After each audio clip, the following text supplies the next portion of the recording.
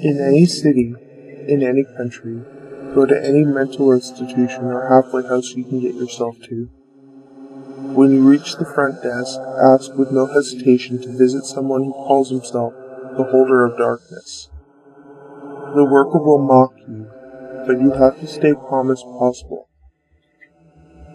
Keep asking him until he stops denying and withdraws from his counter to guide you through the corridors. As his behavior changes radically, stay on guard.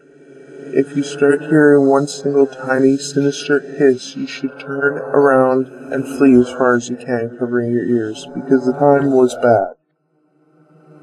If you do not escape in time, the faint sound will turn into a dreadful growling that will soon merge into a continuous shriek of sheer pain until madness floods you and leaves you to die in a deafening agony.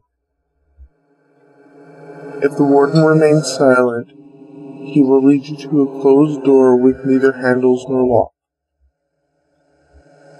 As he pushes it open effortlessly, you will see an ascending, winding staircase which can't possibly lead to any upper floor of the establishment.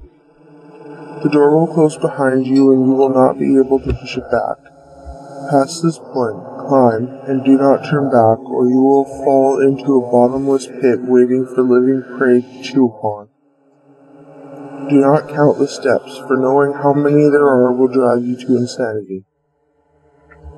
One will then creak, and at that point you should stop. Another door should appear on your left. If it is on your right, then pray for a swift passing. Enter slowly into the room, and a blinding, obscuring darkness shall descend upon you. You will be required to walk straight forward, for straying even slightly will lead you to be devoured by a roaming and unknown creature observing you with blinded and purulent eyes. You will know you have arrived when coldness grips you. At this very moment, freeze, or you will die by the hands of the holder who is standing right in front of you. In complete darkness, even closing your eyes will not prevent you from his horrid appearance. It will form into your mind as the most outrageous monster ever conceived, and madness will try to creep into your brain as worms over a decaying corpse. His fulminating breath and constant mumbling will be enough to make you cry.